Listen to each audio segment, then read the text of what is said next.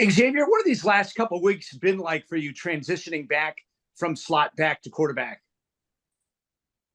It's been tough in terms of just the entire season. How things left off last year. And then being in the room, being moved out of the room, and trying to make an impact where I could. Where my feet were at the time, being as a slot back, and then getting moved back. It's been kind of hectic.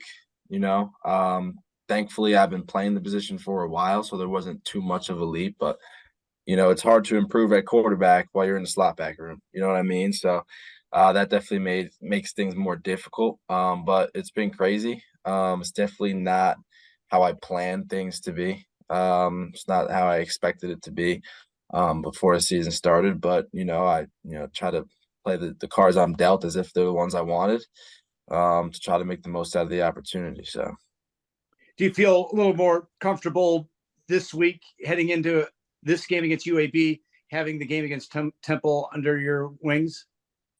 Definitely. It all comes with just repetition and whatnot. And I haven't had that game scenario wise this year except for this past week.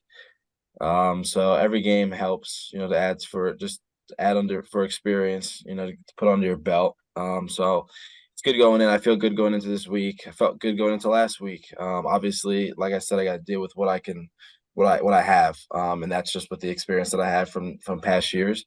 But yeah, I feel good going into this game, and it's good to have that game from last week under my belt. What do you like about this offense that's different from when you've been a quarterback in the past? I like the diversity of the offense. When all things are firing on all cylinders, and we can kind of like how the second half of the Temple game this past week. We kind of gave them a lot of different things in the second half, and it makes it difficult to defend. So I like that aspect of it for sure. Being able to game plan all week for UAB, what do you expect from them defensively?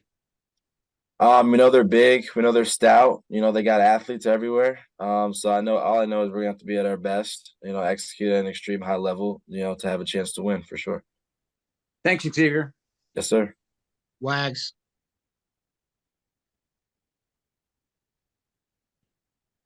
So, X, you played at quarterback in the opener. Was that surprising? Because I don't know that you were listed as the backup going into the Notre Dame game.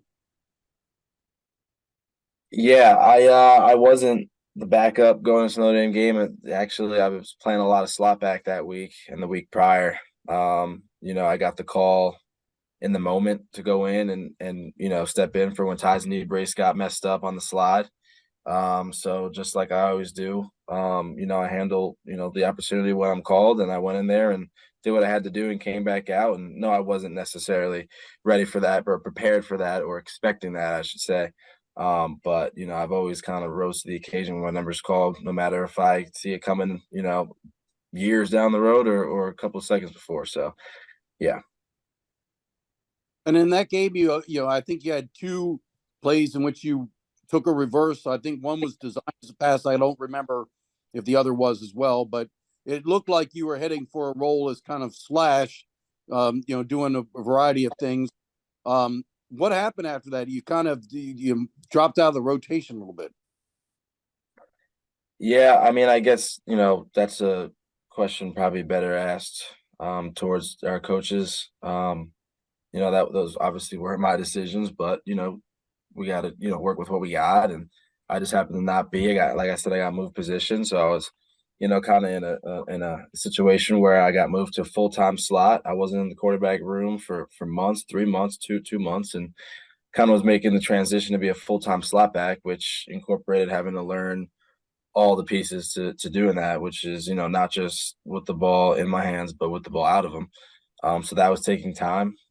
So me not getting on the field, like I said, it's probably a question better asked for not me, the coaching staff, but that there's a lot of learning curves that I had to learn in order to be able to play that position, and that was the time that it was taking them to do that until I got moved back to the quarterback room. Well, actually, I did talk to Coach Jasper yesterday, and he said that right around the time you moved back to quarterback, you were about to start getting a lot more time at slot back. Did you feel like you grasp, you finally got to the point where you really were getting honed in on being a slot? Yeah, in my mind, I kind of made it up. I kind of saw myself being there for the rest of the season. So I kind of dove into it full speed and said, look, I'm gonna do everything I can to get time here. And just like you just stated, I was really, getting to that point where I was going to fully be in the rotation.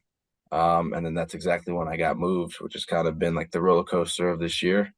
And the reason that I have not, been on the field much. But yeah, that's kind of how it went.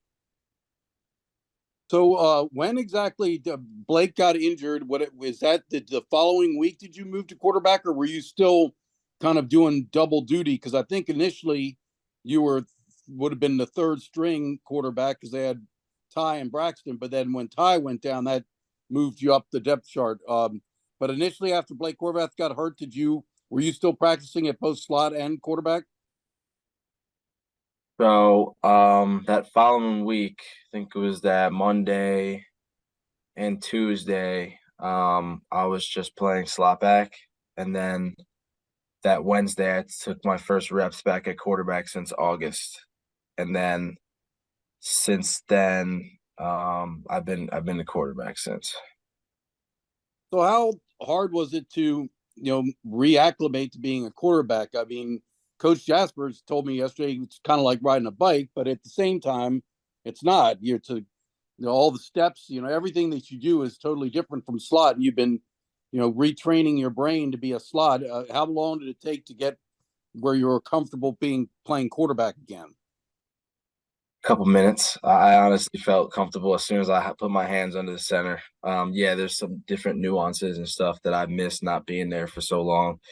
Stuff I had to get extra reps at to catch up to speed. But in terms of just being a quarterback, that's where my heart is. That's where I've always been. That's what feels natural for me. So, yeah, of course, there were some things that, like I said, I didn't get any better playing quarterback while I was in slot back room. It made it, difficult. I was a little bit behind technically, but in terms of my ability to feel comfortable and operate, I felt, like I never left. So, yeah, while playing slot back, do you feel like you learned the offense as a whole? I mean, Coach Jasper kind of indicated when you're a quarterback, you always look at things like a quarterback. But did you feel like you knew the offense well enough to step in and play quarterback, just even though you've been playing slot? Yeah, of course. I think a lot of that has to do with just the way I'm built, confidence wise. I feel like I can step in no matter what and do what I have to do. But in terms of just the reality of things, being a slot back and being at different, positions on the field in different areas, just, understanding blocking and stuff like that, it helps your overall knowledge of the offense. So I definitely agree. I think that, it helped in ways and I was able to carry over. But no matter where I am on the field, I'll always look at, each play, each defense, no matter what position I'm at, as a quarterback. So I always kind of kept that mentality, even when I was at the slot back position. Well, that you kind of just spoke on what I was just about to ask. Is through all of this, I mean, being basically coming back in August camp as fourth string, and then getting moved to slot, did it have never shook your confidence that you could be the starting quarterback for this team and lead this offense? No, never has. I think the most important lesson from this is to never give up on yourself. It's a long season. I've been told that, and it's easy. It's easy to get down on yourself, to kind of feel like there's no light at the end of the tunnel. But you just keep believing, keep coming to work every day with a good attitude, finding ways to get better, and help your team in the process. And then if your number gets called, you need to make sure you can do everything you possibly can to take advantage of it. So I never lost faith in myself, no matter what was going on, all the way, dating back to spring, fall, whatever it is. Never lost confidence. Always felt like I can come back and help this team, produce and win games. So it's always been my mindset. All right, I'll pass it back to Scott. Wyckoff. Yeah, Xavier, you really dropped a dime on that touchdown pass on Saturday. You looked like you're really throwing the ball with confidence. Have you been working on throwing the ball? I go back to the slot back thing. I didn't get better throwing the ball while I was playing slot. So that's always been what I've had. I mean, I haven't thrown the ball since I got moved back. I wasn't throwing at all. I just totally was focusing on slot back stuff. So that ability to throw the football is something I've always possessed. I mean, I know the narrative has been for a couple of years now that I can't really throw the football, but I hope that cleared things up a little bit for people that, I can throw the football if there's time and open receivers and, the play call is right and it's on and I can make the plays just like anyone else can. Yeah, I definitely didn't, haven't been practicing that. That's just something that I've had. Even towards the end of last year in the Notre Dame game, I've showed that capability to throw some passes and be, well diverse and well rounded as a quarterback. So yeah.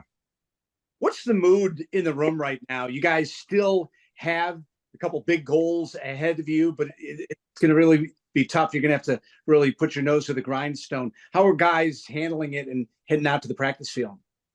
Yeah, I mean, it's always tough. I told the guys the other day, it's always tough when you lose to come back again and again and again, especially when it's, not just game after game, but almost year after year. Excuse me. But guys are ready to go. First of all, we were taking every game at a time, every game one at a time. You know what I mean? So right now our focus is on UAB. A lot of people might say, "Oh, well, at least you can still beat Army." Yeah, of course, that's always our goal. But right now we're focusing on one game at a time. We still have an opportunity to, win the rest of our games and turn this into a winning season. So that's our goal, and guys are approaching it with a good mindset. And yeah, of course, it's difficult to go out there every single day, especially with everything else that we have on our plate. But guys have a good attitude. We're competing. We had a really good practice yesterday overall, offense, defense, special teams. So we're just going to keep building, keep coming back to work. And that's one thing I promise you about this team is that we'll never lay down and quit. That's not who we are. You talk about having a lot of things on your plate. Big thing next week, you find out your service assignment. What are you hoping for? And what's the feeling like, the anticipation with the countdown now? You've had such a long time at the academy. Now you can see the light at the end of the tunnel. Yeah, I selected Marine Ground first, so I'm hoping I get that. The opportunity to be in a position to lead others and have an influence on people's lives. That's kind of where I've always been raised to do, is be a leader and lead from the front, and then again just use my platform and the uniforms you wear to change my little section of the world. So that's where my head at, and hopefully I'm blessed enough to get that and receive that. But if I don't, I'll make the most of whatever I get. But it is kind of crazy how fast everything has gone. And, when you're young, you don't think about that kind of stuff at all. You just focus on, football, and even, school might even be second for most people. I can attest to that at times. But, it's beautiful to see things come full circle. Sometimes I think everyone can agree when you go to the school, you have days that you question why you're here. And when you realize that soon you're going to be in charge of sailors and Marines and have their lives in your hands, it kind of, takes things up a notch in terms of how serious and in fact what you're doing here. So it's special. It's a special moment. And as sad as I am to see things start to fade away in my time here at the academy, I'm excited for the next level. But and that is soon. I think, what is that, next week or so, like 8 days from now? Yeah. Right now, I'm just trying to make sure I have a good Wednesday practice so we can keep moving. But yeah, I'm excited for sure. Right. Looking forward to getting that haircut. With the success that you've had both on the football field and on the lacrosse field, and also the adversity you faced, do you really believe that's going to make you a better leader of Navy and Marine Corps officers? 1000%. I think it's real life. Life is not easy. Life is not all rainbows. And there's going to be extremely difficult moments throughout my lifetime, whether it be just by myself or having to make decisions that involve a group of people in need. So I think the experiences that I face here, and like I said, not everything happens the way you expect it to. If I, if I told you what I thought was going to happen my senior year in high school here, I would have had a 4.0 GPA. I would have won the Twarton lacrosse and the Heisman of football, and everything would have been perfect. But that's not how it went. And it came with a lot of adversity, but I believe that God gave me that for a reason, because things are going to happen in my life where I'm going to need that and be able to fall back on those moments. So even though things might not have went exactly how I expect them to, and they're not over, I don't want to speak like my career here is over yet. I'm super grateful for the struggles and the adversity that I've faced, because it's built me and made me a better man. You talk about not taking anything for granted and kind of the days slipping away. Does that make these 2 home games that much more important with the opportunity, your final opportunities for as a football player to be playing at Navy Marine Corps Memorial Stadium in front of the brigade? Yeah, it's pretty emotional when I think about it. I'm an emotional kid just to begin with. So, I found myself yesterday on the practice field just tearing up in the middle of Coach Jasper talking to me. I was like, had to snap out of it. That's just how I'm raised. That's how I'm built. Um, but it definitely does. And I try not to make too big of a situation. The most important thing is just winning games because it's, my focus is on making sure I put the team in the best position to be successful. So I try to put all my personal feelings to the side. Yeah, I like to have them feel me for success, but it's difficult and it's sad, but at the same time, the only thing we can do is make the most of it. So that's where my head at. All right. Good luck this weekend. Thank you, sir. Wags. So when you look at your goal of being the starting quarterback this season, do you kind of regret not focusing fully on spring football practice and not playing lacrosse during at least that period of time so that you could get all the reps? Because it seems like it hurt you. I mean, you came back, you were the starter against Army, and then you're a 4th string. Difficult question to answer. I mean, before I chose to come to this school, my goal was always to play football and lacrosse. When I was committed to the University of North Carolina, that was my goal. And then when one got taken away, I decommitted because that was always my goal. So could things have been different? Probably, maybe. I could have stayed here at football and then, and not played lacrosse and then decided that I wasn't, the right guy for the job at the time. Anyway, so, if I could have gone back and done stuff differently, would I have? I'm not sure. I followed my heart. I followed my dreams. And at the end of the day, things work out because of the man above. I'm back in this position again. And, maybe I could have gotten an opportunity sooner at the position. But, that's hindsight 2020. Who really knows if that would have happened anyway? So, my dad always tells me, and it's funny, he's going to tell me right now, you don't always have to shout me out, but he tells me good advice. So that's why I always say his name in the interviews. You have to make the best decision based on where you are right now. And at that time, when we talked about it, that was the best decision that we made at the time. I wanted to play. It's always been my dream to be able to play, and we made that decision. So the other stuff happened and it unfolded the way it did. And, that's obviously not how I wish it did, but it did. And, since then, I've just taken every day and control what I can control. Well, so you mentioned your dad, and I got to have a long conversation with him in Ireland. Great guy. But I mean, he's been your rock of support, hasn't he? Yeah, more than I can imagine. I almost get emotional just talking about it. It's been so tough. But every time I go out there and play, I don't just play for myself. And I don't tell him this either, but I play for him too. Just all that he sacrificed for me before I was even born, and then just now, always just being by my shoulder when things are tough, giving me my best advice and always leading me in the right direction. Every time I step out there, I try to make my whole family proud, but my dad's really been right there next to me through everything. And I'm so grateful for him. And any time that maybe I haven't ever taken him for granted, I wish I haven't, I definitely don't now. But I love him and I appreciate him for always being in my corner. So once you had a chance to watch the film, how would you assess your performance against Temple? I think I played well. I think I did some good things. I think I threw the ball well. I think in the second half we opened up offensively as a whole. We're able to operate some different things, give Temple some different looks. And I was able to use my legs and my arm to my ability. That's what my strengths are, being able to run the football. And then again, like I've always believed in myself, maybe others haven't, but being able to throw the football. I think I did well. Granted, I'm not a guy that makes excuses, but granted that I've been out of the room for so long and be able to come in and play my first game since Army Navy last year. Obviously would have loved a win and maybe better offensive production as a unit earlier on in the game. I think I played well, but obviously there's never satisfied with anything, and there's definitely always ways to improve. So that's what watching film is for. I took the things I did well, made a note of those, but more importantly, take the things that I need to improve upon.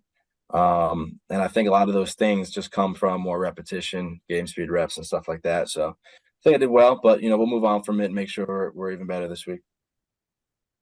So, what has to happen to get this offense operating the way we know it can and has earlier this season? What do you all have to do to get back to where you were, like Memphis and North Texas games?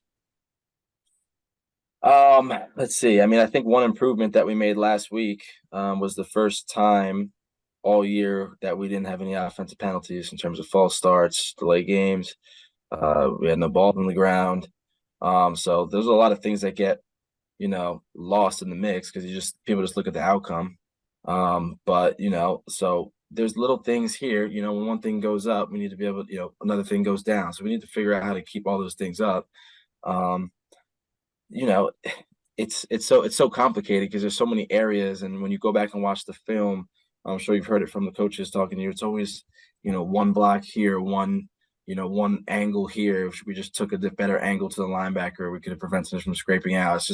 It's so hard to really pinpoint one thing specifically that could change. It's just with the offense that we run, we all have to execute our jobs like flawlessly. And when you don't do that, it makes things difficult. You really have to rely on some big plays to break and stuff like that. So we're not going to overanalyze it too much. We need to, like we did in the second half, as Coach Chesnut gains more confidence in me and the rest of our team, which he does, and he's always coaching his butt off every week to make sure we're in the best position to be successful. We'll be just fine. We'll keep the play calling like we did in the second half and get the ball to our playmakers and let them make plays. And I think we'll be just fine. So can you talk about the challenge of having to put up some points against this team, UAB? They're averaging whatever it is, 35, 30, whatever points. You're 17, 18 points, probably not going to get it done against this crowd. Yeah. We never go into any game expecting just to put up 17, 18 points. We want to put up 100. So we feel confident. We'll do what we have to do. But then again, it's also a full team effort. We have to help our defense. Our defense has to help us. Our special teams has to give us an advantage somewhere. But in terms of us executing offensively, I mean, we're going to go in there and give it everything we got. We're having a good week of practice so far this week. So the game plan will be, simple, crisp. We'll go out there and get it done. So I'm confident.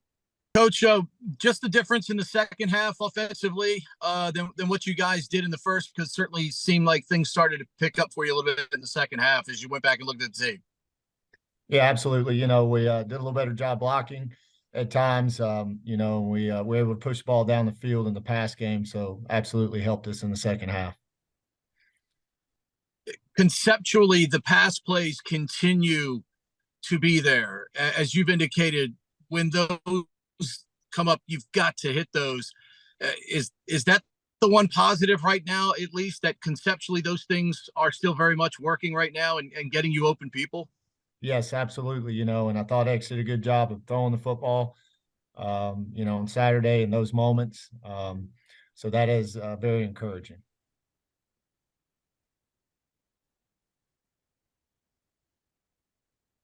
Peter, you stuck? I'm good. Thank you, Scott. Yeah. Thanks, Pete. Scott Wyckoff. Coach, how do you like the progress that X made through the game last week, now through practice this week, heading into UAB? Yeah, he has. Of course, he battled through injuries coming through camp and early on in the season. And, we've kind of been, working him in a lot of different places. His attitude has been tremendous throughout the process. And, and we are all very appreciative of that. And he has made a lot of progress at quarterback over the last couple of weeks and continues to do so this week.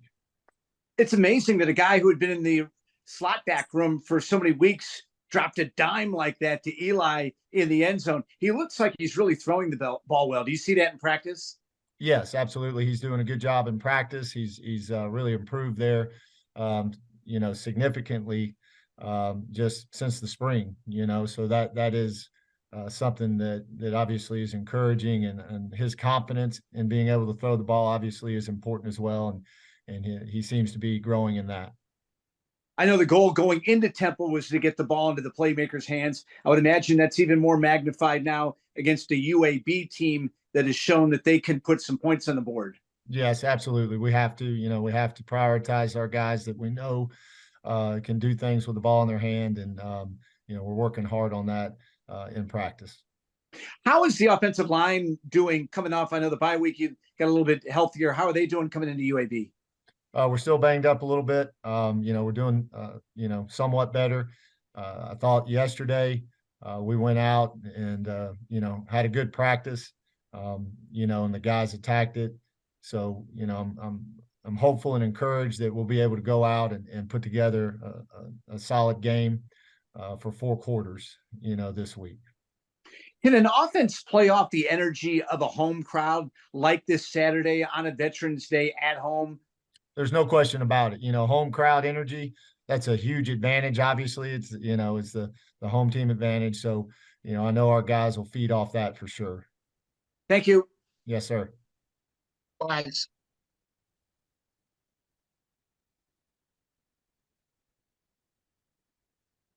Hey, Grant.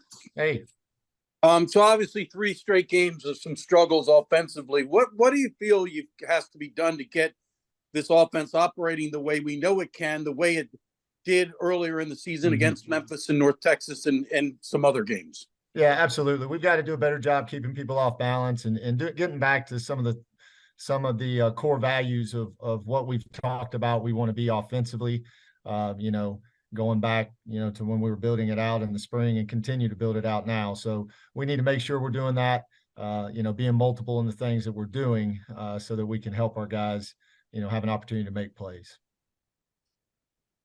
We talked a lot about the offensive line. It hadn't gotten much movement in the Marshall or Air Force games. It seemed as though in the first half there was more of that. There just weren't a lot of openings. It didn't matter what play you called. It wasn't blocked, but there was some improvement in the second half. What do you attribute that to? Well, they did. We've challenged them, to go out and play harder, play with better effort. That's the greatest determining factor in success is how hard you're willing to play. We did a better job of that, particularly in the second half. And, I think that the key ingredient right now, and we've talked about this at length of late, is, not only starting blocks with correct leverage and pad level and all those things that give you an opportunity, but you have to finish blocks, and that requires great effort, the effort to maintain a block. And there were some times, on Saturday that if we just finish a block better, the plays that were good plays were going to be touchdowns potentially. So, that's a major point of emphasis, always has been, but that was definitely a takeaway from Saturday. So obviously, Temple put 8-9 guys up near the line of scrimmage, pretty much dared you to throw. As the game wore on in the second half, particular, you hit some throws. Did you feel that succeeded in backing them off? And do you feel as though that's something you're going to need to do moving forward to keep these teams honest? Well, no question. And we've worked the pass game in all year, is trying to, as we've talked about a lot, find that happy medium when it comes to, pass efficiency, because we can't afford to waste downs, and it's finding, the things that we can go execute the best that will keep us on schedule and allow us to score points, obviously. And, the pass game has absolutely helped us at times throughout the season, and we need to continue to grow in that area. What led to the decision to go to Xavier as the starting quarterback? Well, X just being healthy, fully healthy. His experience, he's played in a lot of football games. Of course, he's played quarterback in a lot of football games. And we went through practice last week and he had the best week of practice. Not that Braxton had a bad week of practice, but X was just more consistent. And so that led to our decision. That was the first game he's played since Army-Navy game. Do you anticipate a big leap forward for him on Saturday if he were to play? Sure, absolutely. Thanks, Coach. Yes, sir. Scott Wyckoff. Coach, when this team comes out on the field, especially your seniors, do you get a sense that they are able to take great joy in focusing on what they have before them now? Because talking to a lot of them, they say they really appreciate the fact that they've got these practices because they know they're getting few and far between. Yeah, absolutely. You can see it, the energy. Despite the difficulties that we've had this year, these guys have a great attitude and are going out and working very, very hard at practice, and particularly those seniors. To your point, I mentioned it to them on Monday. You only have so many guaranteed games left. You only have so many guaranteed practices left. And you need to make the most of it. And it's obvious that they're embracing that, and they're going out every day to work very hard to be the best they can be. And a younger guy, Javon Bouton, who just last year was on special teams, really looks like he's made a real leap this year and is also excited about where he knows he can grow as an offensive lineman. Yeah, I'm very, very excited about Bouton. He is, improved tremendously over the course of the season.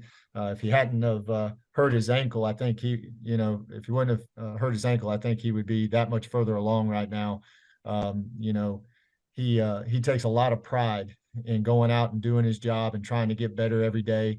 And he's a young man that the sky's the limit really for him. As he continues to commit himself, to the work, both at practice and off the field in the weight room and things of that nature. He is going to be a very, very good football player for us before his career is done. It seems like he has the athleticism that can really take him up to that next level. That if you match it with that other stuff, that rare athleticism for a guy who's 285 pounds. Yes, no question. He moves very well. He can bend. He's what we're looking for in a recruiting profile for an offensive lineman here. He has all the tools. Thank you, Coach. Yes, sir. Wags. Coach, do you appreciate the resiliency of a guy like Xavier? I mean, he believes he's a quarterback. He's been a starting quarterback here before. He was low on the depth chart at quarterback. He got moved to slot back. I'm sure there's been some frustration for him. Do you appreciate a guy who just keeps coming to work, and then, all of a sudden you call upon him to be the starting quarterback and he's ready for you? Yes, absolutely. Of course, and he and I have had conversations throughout the season, and one of the things that I've mentioned to him, a few times is how appreciative I am of his attitude and the, his ability to be an outstanding teammate and just come to work every day and do what he's asked of. And so, good things happen to guys like that. And I think this opportunity that he has right now is a result of that great attitude that he's had and the work ethic. So, I'm excited about Saturday and the potential for what he will do there. When Coach Newberry had mentioned it last week that he improved his passing ability, and it showed on Saturday. He threw some nice balls. Have you seen improvement in that area since you arrived? A lot of improvement, really, compared to, spring and on through into summer camp. He was very limited with the number of reps he could get in spring, obviously playing lacrosse, and then when he got in camp, we're kind of dealing with some bumps and bruises and just getting back in the flow of football, so, as he's progressed through the season and gotten more reps, he's improved tremendously in that area. Can you talk about this upcoming game? Obviously, UAB is a team that puts up a lot of points. You're probably you have to assume you're going to have to, match them score for score or keep pace. Do you feel like this is a really crucial moment for the offense to start clicking again?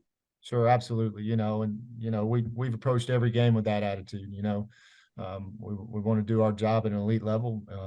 We want to score points and get first downs, and this game is obviously incredibly important that we do that.